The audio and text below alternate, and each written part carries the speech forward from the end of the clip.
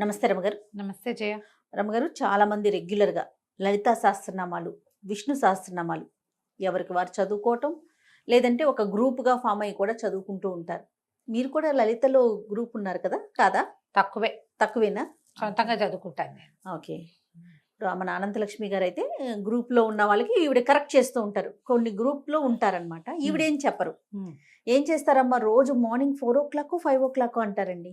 అప్పుడు మీరేం చేస్తారమ్మా అని అడిగితే చాలా మంది అక్షరాలు చాలా అక్షర దోషాలు. అక్షర దోషాలు ఉంటాయి. నాకు చాలా బాధ అనిపిస్తుంది జయ. వాళ్ళు నేను కరెక్ట్ చేస్తా, నేను వింటూ మిగతా కార్యక్రమాలు, ఇంట్లో పనులు లేకపోతే వేరే కార్యక్రమాల్లో ఉన్నా కూడా సరి చేస్తానని చెప్తూ ఉంటారు. అట్లా నాకు అలాంటి గ్రూపులు లేవు. లేరు మీరు. ఎలా చదువుకోవాలి రమ్మగారు? దీనికి ఏమైనా ప్రత్యేకమైన నియమాలు ఉంటాయా? ప్రతిరోజు ఉదయం సాయంత్రం అట్లా ఉంటుందా? అసలు శక్తి, లలితా సహస్రనామం చదువుకుంటే చాలా శక్తి ఉంటుంది అంటారు కదా, అమ్మవారికి సంబంధించి. మీరు ఎలా నమ్ముతారు దీన్ని? ఇది చాలా పురాతనమైనది జయ. ఇది వరకు అందరూ చదివే వాళ్ళు కాదు. ప్రత్యేకంగా బ్రాహ్మణ సమాజంలో ఎక్కువ ఉండేది. అది కూడా కొన్నిళ్లలో దళిత బోధ ఉండాలని, అంటే మన ఏమన్నా ఉపదేశం ఉండాలని భావించేవాళ్ళు. లలిత కామ్యం అని చెప్పేవాళ్ళు.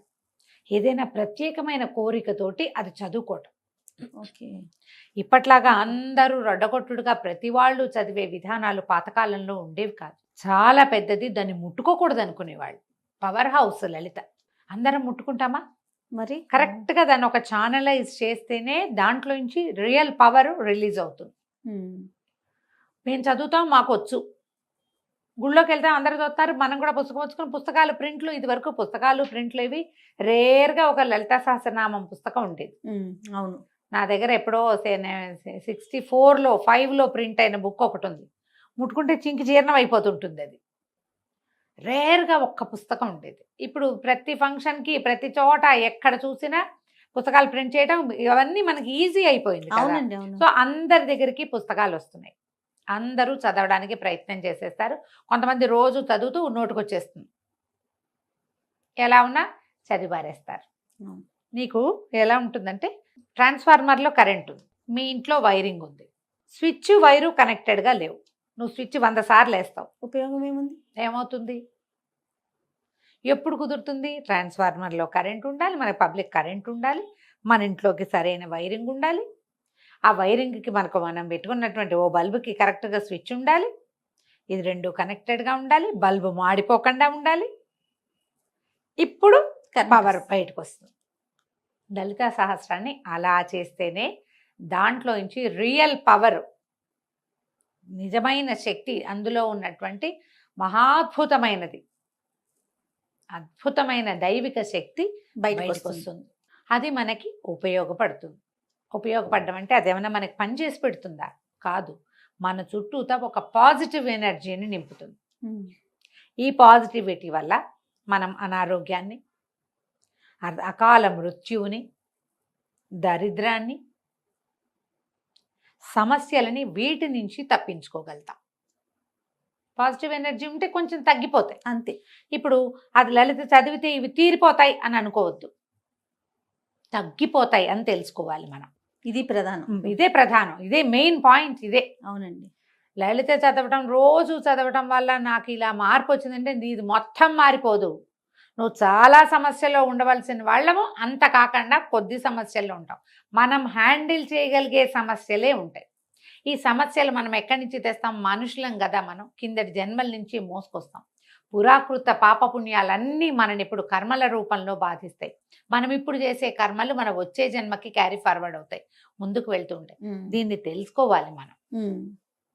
ఇప్పుడు మనం సరిగ్గా చదివితే, ఇందులో సరిగ్గా చదివితే అనేది ఒక పాయింట్, అదే కదా చెప్తున్నా. అంతే. ఈ సరిగ్గా చదవటం అంటే ఏమిటి? దేశకాల నిర్ణయం. మనం ఎక్కడ కూర్చుని చదువుతాం, ఏ సమయంలో చదువుతాం, ఎక్కడ? శుభ్రమైన చోటు, ఇల్లు శుభ్రంగా ఉండాలి, చక్కగా పచ్చగా తోరణం ఏదైనా కట్టుకుంటే మంచిది.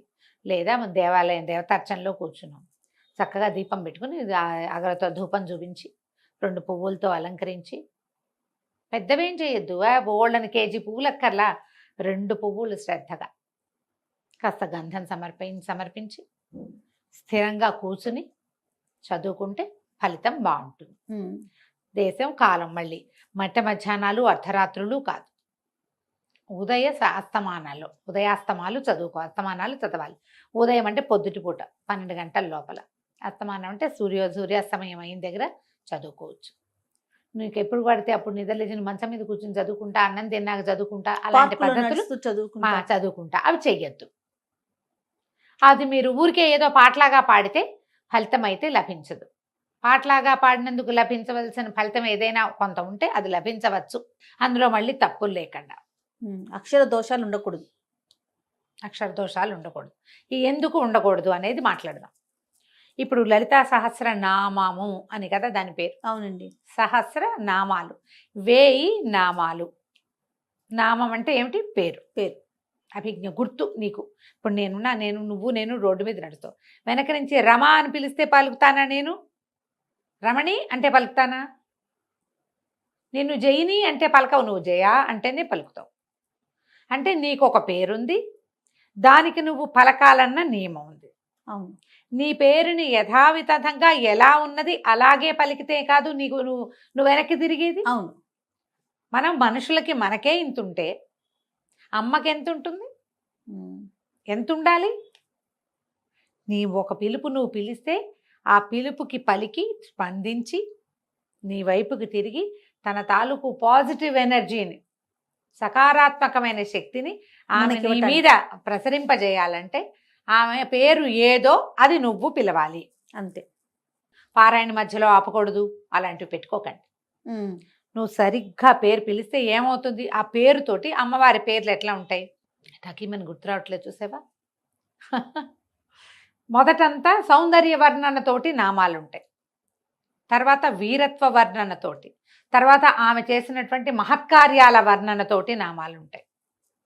మంత్రిణ్యంబ విరచిత విషంగ వధతోషిత విశుక్ర ప్రాణహరణ వారాహి వీర్యనందిత. ఎంత పొడుగుంది? విశుక్ర ప్రాణహరణ వారాహి వీర్యనందిత. విశుక్రుడనే రాక్షసుని చంపినటువంటి వారాహి యొక్క వీర్యాన్ని చూసి నువ్వు సంతోషించవు. సంతోషించిన తల్లి. ఇప్పుడు విశుక్రుడికి దీర్ఘం పెట్టినా వారాహికి దీర్ఘం పెట్టినా నామం కుదరదే, పేరు కుదరలేదుగా. అవునా? తర్వాత కామేశ్వర ముఖాలోక కల్పిత శ్రీ గణేశ్వర. గణేశ్వరుణ్ణి కల్పించింది అమ్మవారు. ఎలా చేసింది? కామేశ్వరుణ్ణి చూస్తూ కల్పించింది. గణేశ ప్రతిమ చేసి అప్పుడు యుద్ధానికి బయలుదేరింది. ఈ పదాలన్నీ కరెక్ట్గా వస్తేనే అర్థం వస్తుంది. ఎలా? నీకు ఇంకో ఈజీ తెలుగులో చెప్తా. ఇప్పుడు మా ఊరి పేరు, మా నాన్నగారి పేరు నేను అని తెలియాలి. నువ్వు ఫలానా వాళ్ళకి ఒక అమ్మాయి ఆవిడ టీవీలో మాట్లాడుతుంది అని చెప్పైతే వాళ్ళకి తెలియలేదు అనుకో, ఎవరో పెద్దవాళ్ళు. కాదండి, చిట్టుగూడూరులో నరసింహాచార్యులు గారని ప్రిన్సిపాల్ గారు ఉన్నారే, వారి ఆఖరి అమ్మాయి అనగానే నేను అని తెలుస్తానా? అంతే. 5వ అమ్మాయి అంటే నేను తెలియను. చిట్టుగూడూరు కాకుండా పొడగట్లపల్లి కాలేజీ అంటే వేరే వాళ్ళు ఎవరో వస్తారు. చూడు, ఇప్పుడు మనం కరెక్ట్గా ఫలానా ఫలానా ఫలానా పనిచేసి ఫలానాగా సంతోషించిన తల్లి, ఈ అన్ని ఫలానాలు కుదరాలి. ఇట్లా కుదిర్చి మీరు నామాలు చదివితే ఆమె పలుకుతుంది, తననేనని స్పందిస్తుంది. స్పందించే రకపుగా మనం నామం చదవాలంటే నువ్వు అర్థంలో మార్పు రాకుండా, అక్షరాలు చెడగొట్టకుండా చదువుకోవాలి. ఓకే. కొన్ని చదువుతాం, కొన్ని తేలిగ్గా ఉంటాయి, కొన్ని పదాలు చిన్న చిన్నవి ఉంటాయి, కొన్ని పేర్లు అప్పుడు చదివేస్తాం. అరుణాం కరుణా తరంగితాక్షీం క్లియర్గా ఉంది. ధృత పాశాంకుశ పుష్పబాణ చాపాం, ఇది కూడా క్లియర్గానే ఉంది. ఇలాంటి చిన్న చిన్న పదాలు అప్పుడు పలికేసి పెద్ద పెద్ద వాటప్పుడు ఏం చేస్తాం? అది మొత్తం ఒక సమాసం అనుకో, ఓ ముక్కటు ఓ ముక్కిటు కట్ చేసేస్తాం. కొన్ని చోట్ల అక్కర్లేని దీర్ఘాలు పెడతాం, కొన్ని చోట్ల ఒత్తులు పెడతాం. చాలామంది ఎక్కువగా చేసే పొరపాటు దుష్ట దూరా దురాచార శమని దోషవర్జిత చదవాలి. దుష్ట దూరా దురాచార శమని దోషవర్జిత చదువుతారు. దుష్ట దూర కనపడుతుంది, దుష్టుల్ని దూరంగా ఉంచుతుంది.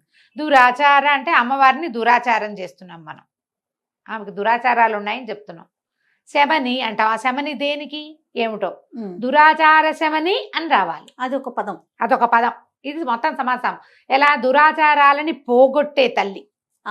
చూడండి ఎంత అర్థం మారిపోతుందో. దోషవర్జిత, దోషాలు పోగొడుతుంది తల్లి. ఆమెలో ఏ దోషము లేదు, మనం ఆమెను ఆశ్రయిస్తే మన దోషాలని అమ్మ పోగొడుతుంది. పదాలకి అర్థం తెలుసుకోగలిగితే అద్భుతంగా ఉంటుంది. ఓకే. మన వల్ల అంత కాదు. తప్పులు లేకుండా చదవటం. నువ్వు పారాయణ చేసేయాలన్న తాపత్రయంతో గడగడ గడగడ గడగడ చదివేసేయటం. గుళ్ళోకి వెళ్తారు, ఆ గుళ్ళో అర్చన అవుతూ ఉంటుంది దేవాలయంలో. అర్చనతో పాటు మనం ఇది ముందు ఇది ఫినిష్ చేసేయాలి. అక్కడ చూడం, అక్కడ దృష్టి ఉండదు, ఇది ఫినిష్ చేసేయాలి, అక్కడ చదివేసుకోవాలి. ఈ పుస్తకం చూస్తారా, ఇది రాదు, ఆ పుణ్యము రాదు. రాదు కదా, రెండూ పోతాయి కదా. దేవాలయంలో ఉన్నప్పుడు మీకు నోటికొస్తే దేవాలయంలో ఏం జరుగుతోందో చూస్తూ నోటికి వచ్చింది చదువుకోండి. నెంబర్ 1, ఇది స్ట్రిక్ట్ రూల్. పుస్తకం చూడొద్దు. విడిగా ఉన్నప్పుడు పుస్తకం చూసుకుని చదువుకోండి. అర్చన అంతా అయిపోయింది, మూల కూర్చున్నారు, పోయి ఎక్కడ అక్కడ కాసేపు కూర్చోవాలి కదా, అప్పుడు పుస్తకం పెట్టుకుని మెల్లిగా చదువుకోవచ్చు. అర్చనా కాలంలో మీరు చేయాలంటే శ్రీమాత్రే నమః చెప్పుకోండి. పొట్టిగా అరుణాంకరణాతరంతక్షం ధ్యాన శ్లోకం అందరికీ నోటికి వస్తుంది, అందరికీ వస్తుంది కదా, ఆ శ్లోకం చదువుకోండి. ఒక్క శ్లోకాన్ని మీరు రటనగా 10 సార్లు 11 సార్లు 14 సార్లు చదివినా ఏం తప్పలేదమ్మా, చాలా మంచిది, విశేషమైన ఫలితం లభిస్తుంది. ఇలా చదవండి. ఓకే. దేవాలయాల్లో చదవలసిన విధానం మీకు నోటికొస్తే ఏం ఇబ్బంది లేదు. ఈ నోటికి రావడానికి ఎవరితోటైనా చెప్పుకుంటే ఎక్కువ మంచిది. మనమే చదువుకుంటే తప్పులు ఉన్నాయా అనేది కరెక్షన్ ఉంచుకోండమ్మా. ఇది ఎలాంటి పని చేస్తుందో చెప్తాను జయ, ఇది నా స్వానుభవం. మనం ఒక తప్పు కరెక్షన్ చేసుకున్నాం, ఏదో చదువుతాం, ఎవరైనా కరెక్షన్ చెప్పారనుకో కోపం వస్తుంది చాలా మందికి. నీ తప్పులు చూపించకూడదు, అవునా కదా? అవునండి. కోపం వచ్చేస్తావు, అరికాలి మంట ఎక్కిపోతుంది. అవును అవును. మీరు ఎప్పుడు మీ జీవితంలో తప్పులు కూడా దిద్దుకోరు అలాంటి వాళ్ళు. అంతే. నువ్వు ఇక్కడ అక్షర దోషాలు గనక నువ్వు దిద్దుకుని దాన్ని కరెక్ట్ చేసుకున్నావంటే నీ జీవితంలో నువ్వు చేస్తున్న పొరపాటు నీకు కనపడేలాగా చేస్తుందమ్మ. కనిపించి ఇది నాది పొరపాటు, ఇది నేను సరి చేసుకోవాలని నీకు అర్థమయ్యేలాగా చేస్తున్నావు. నువ్వు ఇక్కడ చేసుకుంటున్నావు కదా కరెక్షన్, ఇదేంటి మహత్తర శక్తి. అవును. ఈ శక్తి విషయంలో నువ్వు చేసే కరెక్షన్ లైఫ్ విషయంలో చేసుకునేలాగా నిన్ను చేస్తుంది. ఓకే. లేదా మీరు ఎవరైనా తప్పెత్తి చూపించగానే మీకు కోపం వచ్చి ఇరిటేట్ అయిపోయి మాకు తెలుసని ఈవిడ ఒకటి వచ్చిందండి ఇలాంటివి అనుకున్నారో వాళ్ళకు వచ్చిన నష్టం ఏం లేదు, మీకు చాలా నష్టం ఉంటుంది, అది తెలుసుకోవాలి. స్తోత్రాలలో ఎప్పుడైనా ఎవరైనా కరెక్షన్ చెప్తే సంతోషంగా తీసుకోండి. అయ్యో నాకు కరెక్ట్ చేసుకునే అవకాశం లభించిందే ఇంతకాలానికి అని గనక కరెక్ట్ చేసుకున్నారా, మొదట మీరు జీవితంలో తప్పులు చేయకుండా ఉంటారు. లేదా మీ తప్పులకి కరెక్షన్ లభిస్తుంది, మీ తప్పులకి మీరు రిపెంట్ అయ్యి దాన్ని సరి చేసుకోగలుగుతారు. ఈ అవకాశాన్ని మీకు లలితా సహస్రనామం 100% ఇస్తుంది. ఇది ఎంత పాజిటివ్ సైన్, మామూలుగా కాదు. తర్వాత టైం పెట్టుకుని చదవబోకండి.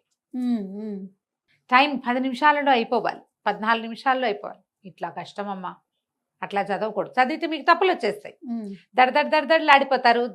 ధాకి థాకి తేడా ఉంది కదా జయ. అవును. తా థా దా ధా కదా, ఈ థాని ధాని కలిపేస్తాం, అవునా? అక్కడి నుంచి చూడు, లా వేరు లా వేరు, లాలని కలిపేస్తాం, నా నా నా అణ రెండింటిని కలిపేస్తాం.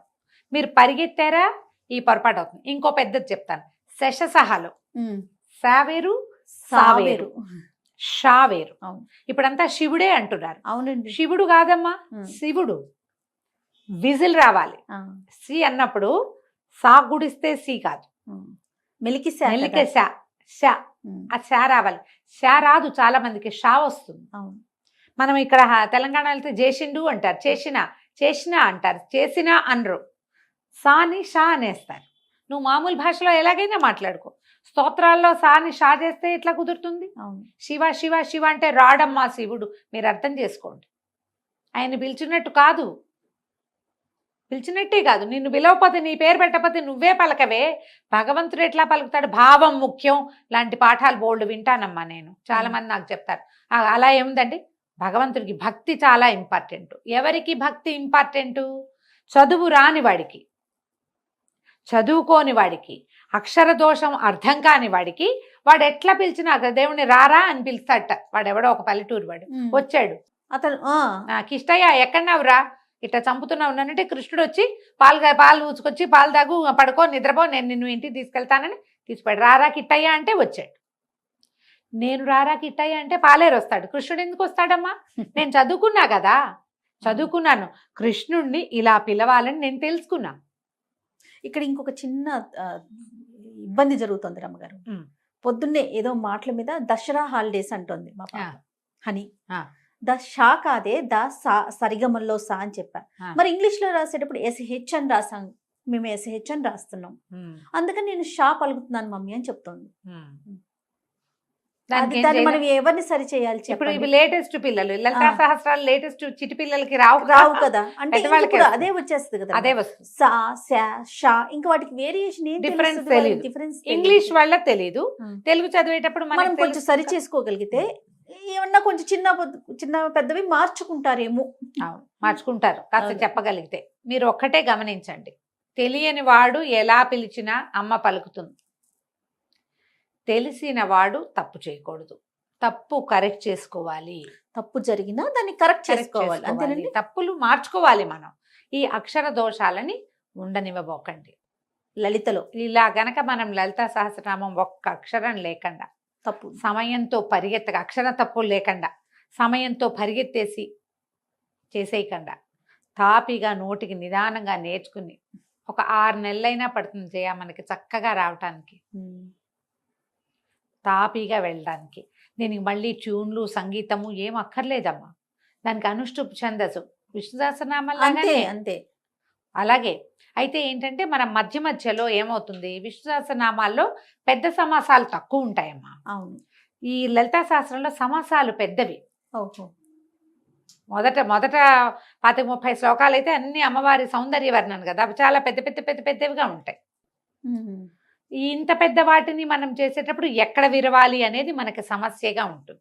సో వినాలి మనకి, అంతే కదా రమ్మగారు? వినాలి, తెలుసుకోవాలి, ఎవరితోటైనా చెప్పుకోవాలి.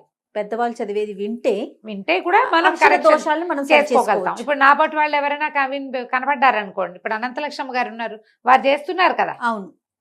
అలాంటి ఏదైనా గ్రూప్ లో చేరి తప్పులు లేకుండా చదవండి, తప్పనిసరిగా ఫలితం ఇస్తుంది. తప్పు రాకూడదు, ఇదొక స్ట్రిక్ట్ రూల్గా పెట్టుకుంటే కనుక మీకు అద్భుతమైన ఫలితాన్ని ఇస్తుంది లలితా శాస్త్రం. పొద్దున సాయంకాలాలు చేసుకోవచ్చు, విశేషించి అష్టమి, పౌర్ణమి చాలా అద్భుతమైన రోజులు. అష్టమి నాడు పౌర్ణమి నాడు అమ్మవారిని కనుక మనం చదువుకుంటే అద్భుతమైన ఫలితం ఇస్తుంది. ఇక పౌర్ణమి నాడైతే చంద్రబింబాన్ని చూస్తూ లలితా సహస్రనామం చదువుకుంటే మానసిక సమస్యలు కూడా తగ్గుతాయి. ఓహో. పిల్లలకి నేర్పించవచ్చు, 2 శ్లోకాలు చొప్పున చెప్పినా తాపీగా వచ్చేస్తుంది.